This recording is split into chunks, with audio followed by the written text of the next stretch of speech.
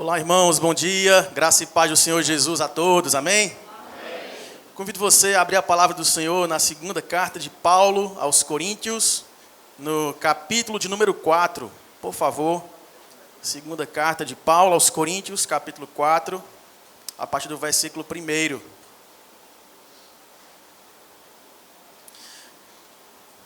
Antes de lermos o texto, queria trazer algumas informações para os irmãos. Nós estamos no nosso primeiro domingo aqui do mês de abril, não é? E é um mês conhecido pela campanha Abril Marrom, desde 2016, que um conjunto de órgãos nacionais aqui tem se preocupado com a saúde visual dos brasileiros. E tem lançado essa campanha Abril Marrom, porque marrom é a cor mais comum da íris, né, dos brasileiros. Segundo a OMS, a Organização Mundial de Saúde, nós temos cerca de 45 milhões de pessoas cegas no mundo e mais de 135 milhões com limitações severas na sua visão. Ainda segundo a OMS, 80% das cegueiras poderiam ter sido evitadas pelos cuidados, pela prevenção que nós poderíamos ter feito. Apesar disso, cerca de 5 segundos, a cada 5 segundos, uma pessoa no Brasil se torna cega. Nós temos diante de nós um problema que tem afetado muitas pessoas, com diversos tipos de enfermidades. E a perda da visão tem acometido, só aqui no Brasil, mais de 7 milhões de brasileiros que sofrem com deficiências diversas em sua visão. E aí, com essa campanha, nós temos sido chamados a essa prevenção, a esse cuidado da saúde dos nossos olhos. Mas a Bíblia fala, e nós leremos aqui a seguir, de um tipo de cegueira que é muito pior do que o glaucoma, a catarata e tudo aquilo que doenças severas podem causar aos nossos olhos, que é a cegueira do nosso coração, a cegueira da nossa mente, a cegueira espiritual. E é sobre isso, então, que o apóstolo Paulo, escrevendo a sua segunda carta aos Coríntios, no capítulo 4, vai falar para nós, mostrando que apenas a luz do Evangelho é capaz de dissolver, de dissipar a cegueira do nosso coração e nos conduzir para uma vida iluminada pela direção do Espírito de Deus. Convido você, então, a acompanhar comigo a leitura a partir do versículo 1 de 2 aos Coríntios, capítulo 4, que nos diz assim: Pelo que tendo este ministério, segundo a misericórdia que nos foi dada, não desfalecemos. Pelo contrário, rejeitamos as coisas que por vergonhosas se ocultam, não andando com astúcia, nem adulterando a palavra de Deus. Antes, nos recomendamos a consciência de todo homem, na presença de Deus, pela manifestação da verdade. Mas, se o nosso evangelho ainda está encoberto, é para os que se perdem que está encoberto, nos quais o Deus deste século cegou-lhes o entendimento dos incrédulos, para que não lhes resplandeça a luz do evangelho da glória de Cristo, o qual é a imagem de Deus. Porque não nos pregamos a nós mesmos, mas a Cristo Jesus como Senhor, e a nós mesmos como vossos servos, por amor de Jesus. Porque Deus, que disse, das trevas resplandecerá a luz, Ele mesmo resplandeceu em nosso coração, para a iluminação do conhecimento da glória de Deus, na face de Cristo. Amém.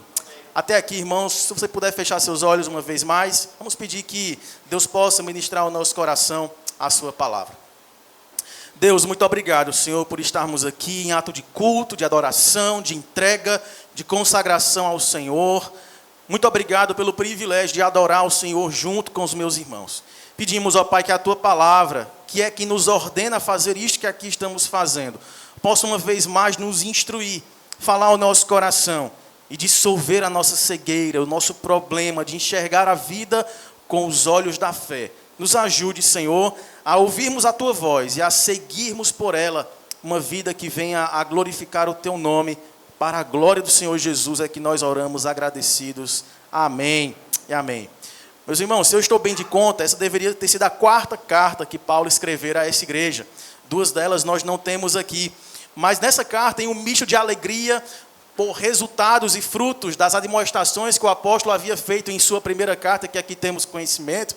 Nós temos também o apóstolo voltando a um tema de preocupação apostólica que já havia surgido na primeira carta, que é aquela preocupação com os falsos mestres, os falsos pregadores do evangelho, que estavam ali assediando aqueles irmãos Coríntios, né?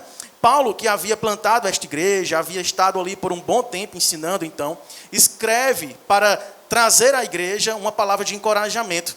E para que, em frente a essas acusações desses outros pregadores, que diziam que Paulo tinha uma mensagem obscura, um evangelho complexo, Paulo fala de forma alguma. O evangelho é a simples e clara revelação da graça de Deus para a salvação de todos aqueles que nele creem.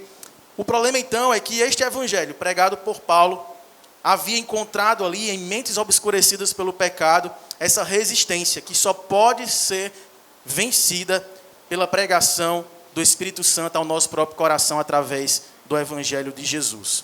Se você observar logo nos primeiros 2 versículos, Paulo traz essa verdade que a luz do evangelho de Cristo, ao ser anunciada ao nosso coração, ela nos conduz à verdade. Volte seus olhos, então, para os 2 primeiros versículos, para lembrarmos como que o apóstolo Paulo lida com o poder revelador do Evangelho, quando ele fala, pelo que tendo este ministério, se referindo ao seu próprio apostolado, segundo a misericórdia que nos foi feita, ou seja, não foi por mérito de Paulo, pelo contrário, os irmãos lembram de sua conversão, era um perseguidor da igreja, e agora havia se tornado mensageiro de Cristo, tudo isso foi dado por misericórdia.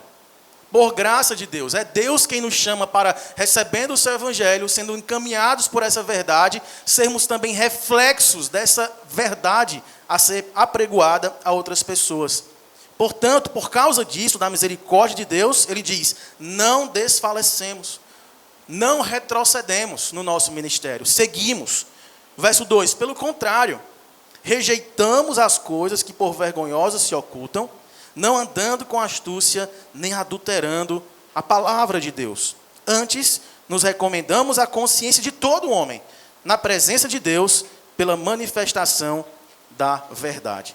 Irmãos, desde que nos corrompemos com o pecado, quando da queda dos nossos pais primários, lá no Jardim do Éden, nós fomos obscurecidos e ocultados em nosso próprio entendimento. Não apenas a nossa condição espiritual se tornou decaída, mas isso atingiu também a nossa saúde mental, nossa saúde do corpo. A morte entrou separando-nos da verdade. Mas, enquanto andávamos perdidos, afastados do bem de Deus e da sua verdade, Deus já havia prometido uma descortinação do nosso coração através da pregação do Evangelho que Ele mesmo fez. Como primeiro missionário, em Gênesis capítulo 3, havia prometido a alguém que viria para arrancar a nossa venda espiritual, trazer saúde para o nosso entendimento e para a nossa alma. E através desse ministério do Cristo que veio para nos reconciliar com o Pai, Ele nos chama uns aos outros para sermos estes ministros de tão grande reconciliação. De modo que todas as vezes que nós abrimos nossa boca para anunciar as boas novas de salvação, nós estamos sendo luzeiros de Cristo e estamos dissipando as trevas do entendimento e do coração daqueles que estão ouvindo a pregação do Evangelho. Tudo isso é feito, meus irmãos, para que sejamos libertados, como foi dito aqui agora há pouco, da escravidão do pecado. Uma vez que nós estamos fora de Cristo, como disse Calvino, tudo o que Cristo fez por nós e em nosso lugar se torna inútil enquanto Ele permanece separado de nós. Mas quando nós ouvimos a pregação do Evangelho, tendo nele também crido, nós fomos selados com o Espírito da verdade. E Ele nos conduz não apenas à compreensão do que é a vida, de como nós estamos em Cristo, ressurretos, refeitos e recriados para a sua glória, mas também nos conduz para que sejamos esses luzeiros que espalham o Evangelho de Cristo aonde estivermos. Portanto, a primeira coisa que a gente precisa solidificar em nosso coração é que a revelação da verdade do Evangelho não é algo que vem de nós mesmos, mas é uma obra de Deus. Por isso que não nos cabe nenhum orgulho. Por isso que estarmos aqui numa manhã como essa, com a sala, um auditório desse, lotado, e certamente lembrando de nossos familiares ou pessoas que poderiam estar aqui conosco, mas não estão, nós não devemos nunca ser tentados ou cairmos na tentação de acharmos que nós temos algum tipo de capacidade especial, intelectual ou espiritual, de que nós fomos, de alguma forma, motivos da atração da graça de Deus por ter visto em nós algum bem prévio. Não é isso. É simplesmente por graça, porque todos nós andávamos desgarrados, como ovelhas sem pastor, sem sabermos para onde ir, até que o nosso Supremo Pastor desceu à nossa condição miserável, se fez pecado em nosso lugar, nos resgatou e nos trouxe a condição de abrir os nossos olhos para que agora pudéssemos ver a sua glória. Portanto, essa luz do Evangelho é que nos conduz à verdade. E olha que coisa impressionante. Nós temos esse poder descortinador em nossa boca, em nossa vida, pelo nosso testemunho e pela nossa proclamação.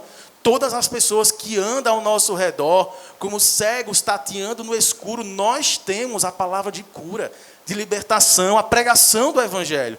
Portanto, não desfaleçamos, como disse o apóstolo. Não desanimemos ao perceber algum certo tipo de demora ou atraso em Deus responder às nossas orações, para que haja salvação naqueles a quem conhecemos e que ainda não se achegaram para o Senhor.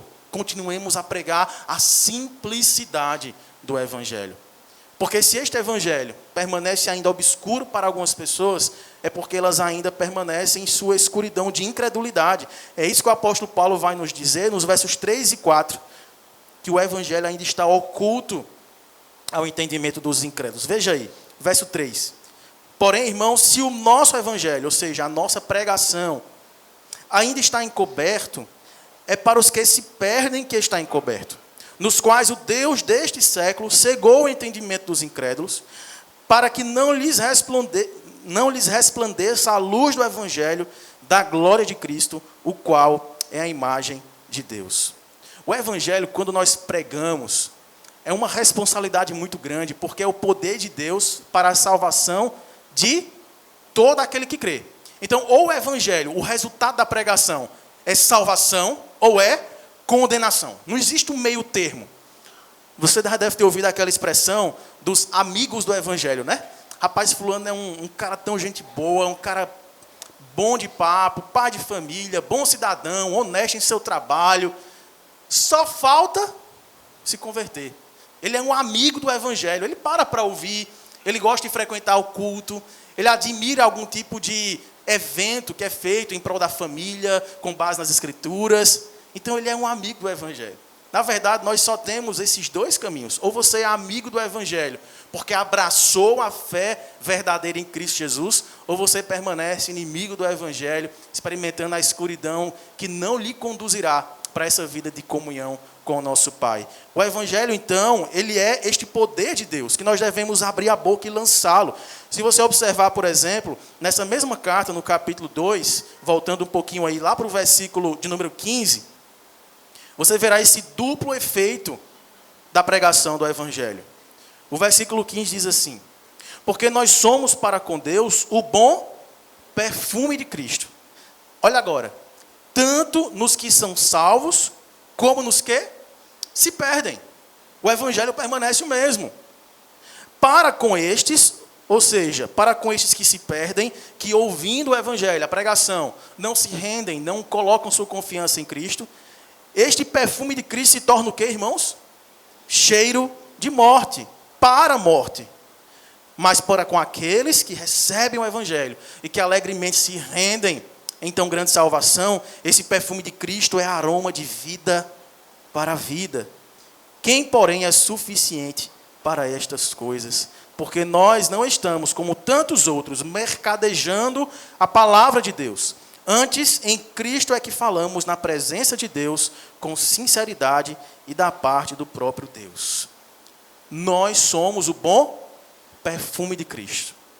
É um perfume que tem uma dupla influência. Ou você trará cheiro de vida, ou você trará cheiro de morte. E isso explica, irmãos, o fato de que nós, quando perfumados por Cristo, somos às vezes amados por alguns e odiados por outros. Somos bem recebidos em alguns lugares e somos desprezados em outros. É porque para aqueles que se rendem ao Evangelho, nós cheiramos bem, nós somos bem-quistos, somos amados. É muito bom estar aqui numa manhã como essa. Todo mundo cheirosinho, né, Paiva? Todo mundo veio arrumadinho de casa, adorando, cantando juntos. Mas o desafio da segunda-feira começa daqui a pouco, quando nós saímos de nossas casas e com esse mesmo perfume que estamos usando aqui, o perfume do Evangelho de Cristo, nós somos expulsos, nós somos perseguidos, somos caluniados, difamados, zombados por aqueles que sentem cheiro de morte para a morte. Mas isso não deve nos fazer retroceder, irmãos. Nós devemos sempre nos lembrar do privilégio que temos de termos sido alcançados por Cristo e de exalarmos o seu perfume, seja para a vida, seja para a morte, mas na expectativa de que Deus é poderoso para fazer do morto o revivido, para fazer do abatido o exaltado, para fazer do perdido o encontrado, para que a glória seja dada sempre a Ele e nós sejamos apenas os seus instrumentos que conduzem pessoas da morte para a vida eterna. Nós temos aqui então um encorajamento, e se você lembrar, pela expressão aí da face de Cristo, nós lembramos de um episódio lá da Antiga Aliança. Se você puder voltar aí para Êxodo, capítulo de número 34, um episódio bem famoso da vida de Moisés, e você deve lembrar que Moisés era aquele mediador da Antiga Aliança, né? Que apontava para a obra daquele que viria a substituir-nos diante de Deus, o Jesus. Moisés, então, sendo o ministro da Antiga Aliança, né? Através da revelação da lei, no capítulo 34 de Êxodo, a partir do versículo 29, nós temos um relato de uma experiência tremenda na vida de Moisés. Ele ficou ali 40 dias na presença do Senhor, né, depois que o povo tinha construído aquele bezerro de ouro para adorar, e ele quebrou as tábuas da lei, lembra? Aí ele voltou para o monte, em nova consagração, para ele mesmo agora escrever, né, os mandamentos do Senhor naquelas tábuas da lei. E depois desse tempo de consagração, de jejum, escrevendo ali nas tábuas da lei, Moisés passou por essa experiência que está narrada aqui, a partir do versículo 29, quando nos diz assim: quando desceu Moisés do Monte Sinai, tendo nas mãos as 2 tábuas reescritas, né, do testamento, sim, quando desceu do monte, não sabia Moisés que a pele do seu rosto brilhava, resplandecia, depois de haver Deus falado com ele. Quando Arão e todos os filhos de Israel olharam para Moisés, eis que resplandecia a pele do seu rosto, e temeram chegar-se diante dele. Verso 31. Então Moisés os chamou. Arão e todos os príncipes da congregação tornaram a ele, e Moisés lhes falou. E depois vieram também todos os filhos de Israel, aos quais ordenou ele tudo o que o Senhor lhe falara no Monte Sinai. E aí, tendo Moisés acabado de falar com eles, pôs um véu sobre o seu rosto. Ele cobriu o seu rosto. Porém, vindo Moisés perante o Senhor, falava-lhe, removia o véu até sair, e saindo dizia aos filhos de Israel tudo o que lhe tinha sido ordenado. E assim, pois, viam os filhos de Israel o rosto de Moisés, viam que a pele do seu rosto resplandecia, porém Moisés cobria de novo o rosto com o véu até entrar e falar com ele.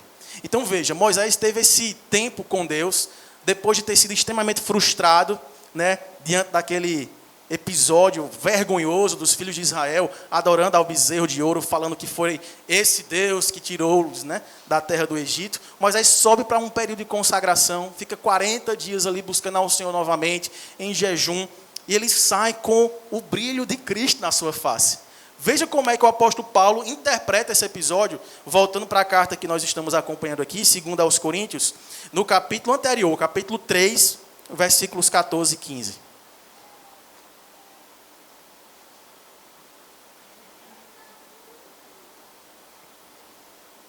2 Coríntios 3, 14 e 15 falam assim: mas os sentidos deles se embotaram, pois até o dia de hoje, quando fazem a leitura da antiga aliança, o mesmo véu permanece, não lhes sendo revelado que em Cristo foi removido. Mas até hoje, quando é lido Moisés, o véu está posto sobre o coração deles. Veja, irmãos, aqui Paulo está falando que esse véu permanecia impedindo os judeus de verem a glória de Deus na face de Cristo. Enquanto que lá em Moisés, o véu foi posto sobre ele, porque era ruim de olhar para Moisés e perceber aquele brilho intenso, aquele reflexo de uma luz que os impedia de ver a face de Moisés. Aqui agora Paulo aplica isso para fazer essa distinção entre a antiga aliança e a nova aliança. Olha, vocês quando leem a lei do Senhor, os mandamentos de Deus, permanecem ali sem o entendimento, com o véu sobre o entendimento de vocês. Vocês não conseguem ver o brilho na face de Cristo, da nova aliança que foi proposta para vocês pela graça. De modo que quando vocês observam a revelação do Evangelho, que é a verdade de Deus, que tira de nós toda tentativa de mérito, de nos aproximarmos de Deus por quem somos e por nossas próprias faculdades e capacidades, nós nos rendemos completamente e observamos que agora este brilho do Evangelho não nos ofusca e nos distancia, mas nos atrai e nos revela o seu amor, a sua graça, o seu poder, de modo que agora nós podemos nos aproximar com entendimento de que a lei nos apontava a necessidade de um Salvador. Este entendimento aqui permanece obscurecido para os que se perdem. E o Paulo explica que isso acontece por causa do diabo. Ele chama de o Deus desse século. Quando nós lemos aqui, voltando para o capítulo 4, no versículo 4 também, diz que o Deus desse século, ou seja, Satanás, que também é chamado em outro momento de príncipe deste mundo, né, como o regente desse pensamento mundano de ter a nossa vida pautada naquilo que nos importa somente aqui e agora, ele interfere na mente dos ouvintes, roubando-lhes o entendimento, para que sejamos enredados neste século, né? Uma palavra que se refere ao sistema de pensamento carnal, voltado aos nossos próprios interesses. Mas é Cristo, irmãos, que nos liberta. Se você lembrar de João capítulo 8, os dois versículos bem famosos, né? 32 e 36, diz que se nós conhecermos a verdade, ela nos libertará. Logo no versículo 36 diz que se, pois, o Filho vos libertar, é que verdadeiramente seremos livres. Então veja, é Cristo Jesus, a luz do mundo, que nos liberta, que arranca de nós esse obscurecimento, essa dificuldade de nos dobrarmos rendidos à revelação do Evangelho. E tudo isso é feito através da pregação da palavra. Imagine a ilustração aqui, o sol. Ele sempre está brilhando. O sol sempre está exercendo o seu papel de lançar luz no mundo. Mas existem nuvens, e muitas vezes são nuvens densas, que acabam escondendo, obscurecendo a iluminação e o efeito de vida que o sol nos traz através daquilo que Deus lhe ordenou fazer. É assim também com a palavra. Nós, muitas vezes, que somos luzeiros de Cristo, que estamos aqui para recebermos a luz de Deus e, como os demais astros, né, as estrelas que não têm luz própria, refletirmos essa luz para iluminar a escuridão de outras pessoas, muitas vezes somos envoltos em nossas próprias nuvens também. Em desânimo, em enfermidade, em frustrações relacionais, em coisas que nos acometem e que acabam ofuscando esse brilho. Mas ainda assim, o sol está lá, o sol brilha. A luz da verdade está presente. E pela misericórdia de Deus, nós, assim como o apóstolo Paulo, fomos chamados para conduzirmos pessoas, para arrancá-las do império das trevas e transportá-las para o reino do Filho do amor de Deus, através da manifestação da palavra da verdade. Em Romanos capítulo 10 diz que a fé vem pelo ouvir, e ouvir através da pregação da palavra. Preguemos a palavra, irmãos. Esse chamado não foi dado apenas aos pastores e assim chamados pregadores, mas a todos nós. Somos chamados a indo fazermos discípulos, anunciando todas as coisas que Deus em Cristo nos ordenou que ensinássemos e guardássemos em nosso coração. Que você possa ser visto aonde você estiver com a sua face brilhando. Que o semblante decaído do sofrimento, do abatimento da alma, que não poucas vezes tenta nos ofuscar, seja superado pela verdade que liberta, transforma, que sejamos reacendidos em nossa chama, em nosso ímpeto de carregarmos a bandeira do Evangelho. Não pense que você, por não ter uma eloquência, um preparo, uma capacitação formal, teológica, você é menos luzeiro de Cristo daqueles que ocupam o púlpito. Não, jamais pense isso. Porque todos nós somos sacerdotes do Rei Jesus. Fomos chamados para isso, meus irmãos. Nós somos sal da terra e luz do mundo. Não pense também que aonde você está, você precisa se comportar como crente em ambiente de crente, mas que fora daqui você é só um profissional, ou só um universitário, ou só um estudante. Você permanece sendo um representante de Cristo aonde você estiver. E pessoas chegarão perto de você, aonde os pastores não estarão, os presbíteros não estarão. Você estará no seu ambiente de trabalho, na sua vizinhança, no convívio dos seus familiares que ainda não foram iluminados por essa verdade, e eles precisam enxergar em você a sinalização da esperança que brilha ao sol do meio-dia, ainda que embotados em nossa face pecaminosa. Porque é por misericórdia. Como Paulo disse, a primeira expressão, pelo que tendo este ministério segundo a misericórdia. É por misericórdia que aqui pregamos, que aqui cantamos, que ali servimos. E é por misericórdia que você e eu nos levantaremos amanhã. E iluminaremos, pessoas que olharão para nós e enxergarão aspectos de um rei que ordena nova vida. Mortos ressuscitam e se formam um grande exército de adoradores que o adorarão em espírito e em verdade. Paulo termina esse texto nos versículos 5 e 6, trazendo exatamente esse encorajamento, que é Cristo quem brilha em e a partir de nós. Veja aí o versículo 5. Porque não nos pregamos a nós mesmos. A nossa mensagem não é meramente o testemunho da nossa vida, irmãos. Está muito para além disso. É apesar do nosso testemunho. Você e eu podemos contar a nossa própria história para demonstrar aquilo que Deus fez e tem feito a partir de nós. Mas nós não pregamos a nossa história. Ah, pastor, mas eu fico meio assim porque meu testemunho é tão sem graça, né? Tem pessoas que passaram assim por um atropelamento, por uma cura de um câncer, era um pistoleiro, virou agora um soldado de Cristo, né? Manso, humilde. A minha história é meio, né, morna, assim, não tem muita coisa que chama a atenção. A sua história é a história de um moribundo que revive gloriosamente. Isso basta. Cristo Jesus nos deu essa vida nova para que testemunhemos o seu evangelho. Nós não pregamos a nós mesmos. Mas olha agora como Paulo fala. Mas é a Cristo Jesus como Senhor. Aí depois ele acrescenta. E a nós mesmos. Como vossos servos por amor de Jesus. É aqui nessa carta também, no capítulo 2, que Paulo fala que nós somos comparados a cartas escritas pelo dedo de Deus. Né? Cartas vivas.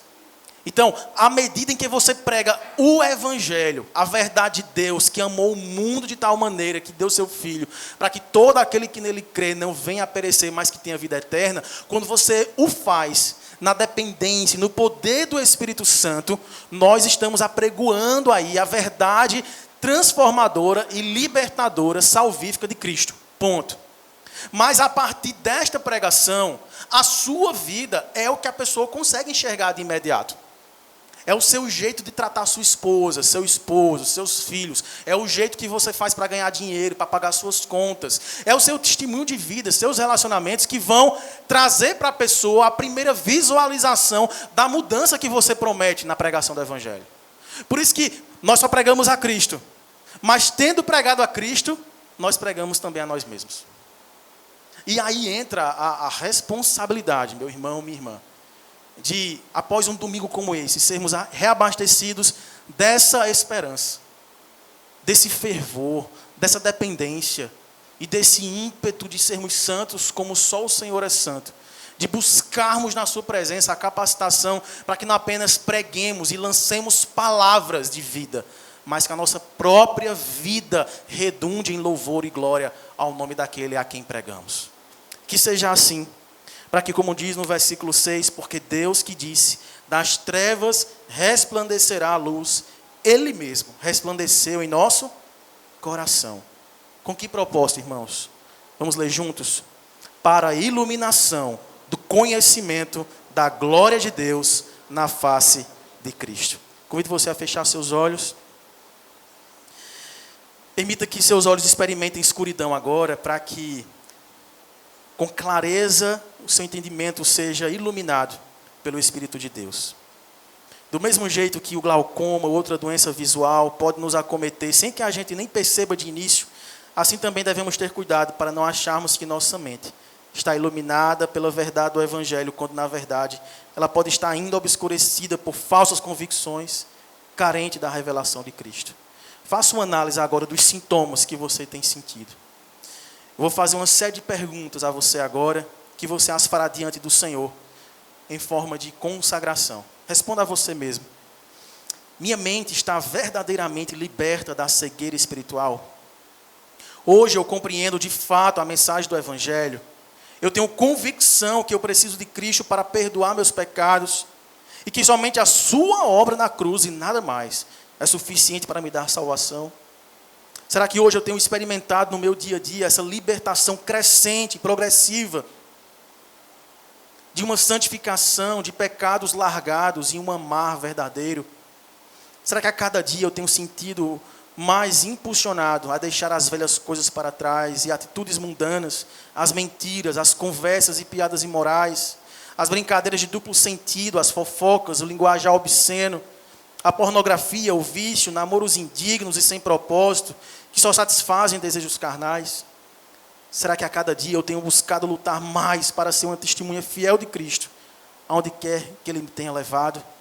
Será que tenho refletido a luz límpida de Jesus em meio a este mundo depravado e tão carente de sua glória?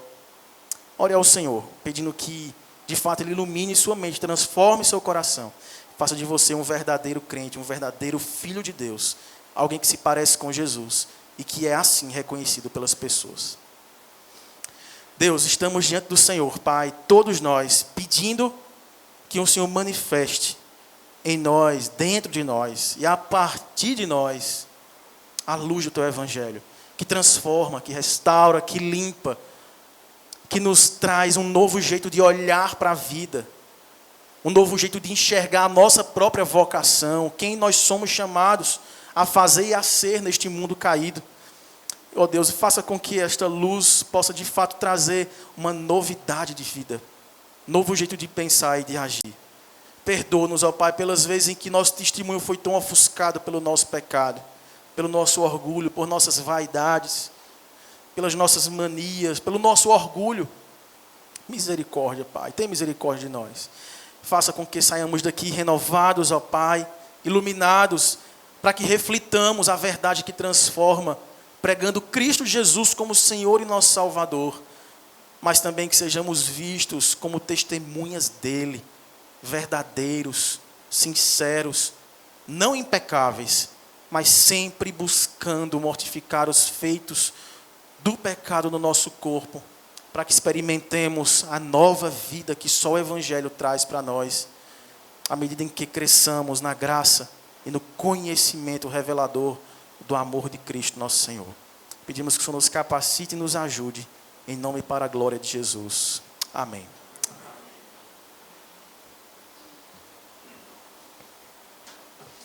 Queridos